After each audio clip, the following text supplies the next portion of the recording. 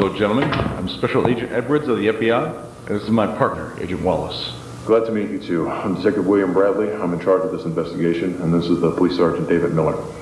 Please, take a seat. All right, so, go ahead and give us the rundown on this case. Everything you guys know and everything you guys are suspicious of. If I'm not mistaken, this is a case of a serial murder, is that correct? Yes, sir, as well as theft and bribery, among others. Now, this relates back to a string of disappearances that started popping up about a year ago, all relating back to a kids' entertainment company called Fazbear Entertainment.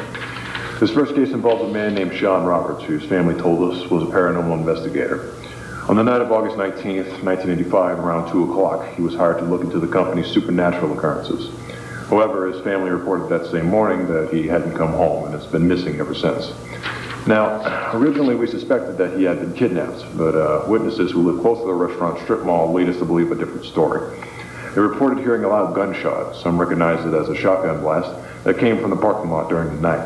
When we arrived on scene after a disturbance call about it that evening, we found shattered glass from a broken window pane that landed on the outside of the building.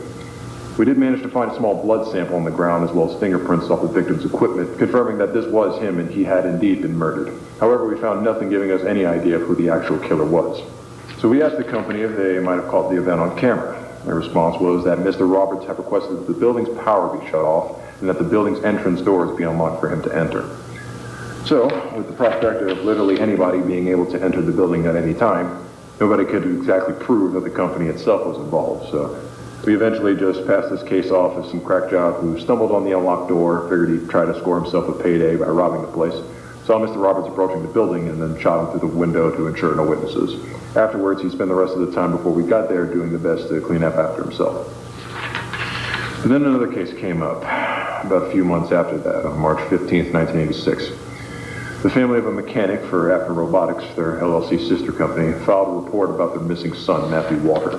Again, we arrived at the restaurant and found no tangible evidence of a crime that was committed, so the second time we asked if the company had any idea about this event, or again they said no, and when they looked back at the camera footage, it cuts off about the time that it could have happened, so they inferred then maybe that their building power had randomly shut off. So again, nobody at the time could prove they were responsible for his disappearances, but I think we both know lightning doesn't strike in the same place twice. So we kept a closer eye on him this time. Finally, the smoking gun case that told us something fishy was going on was the disappearance of Jacob Carter, who was a new hire for the company and reported missing after he didn't come back for his first night shift on October 29th, 1986.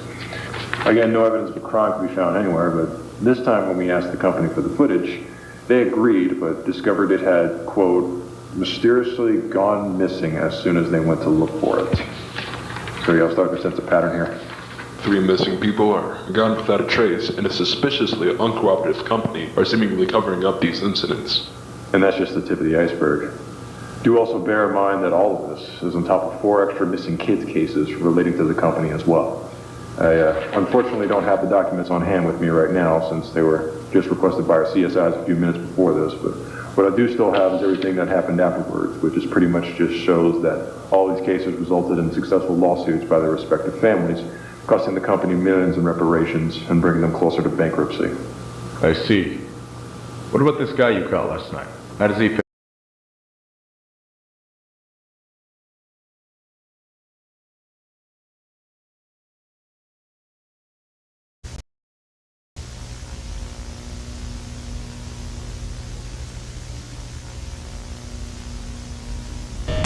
I can't get through to anyone. What is that noise? Henry, is that you?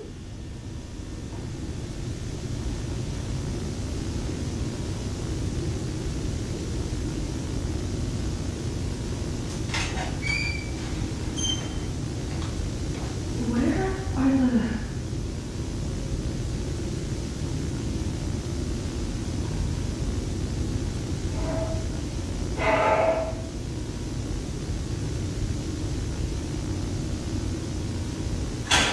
What the? This isn't funny. Turn the power back on.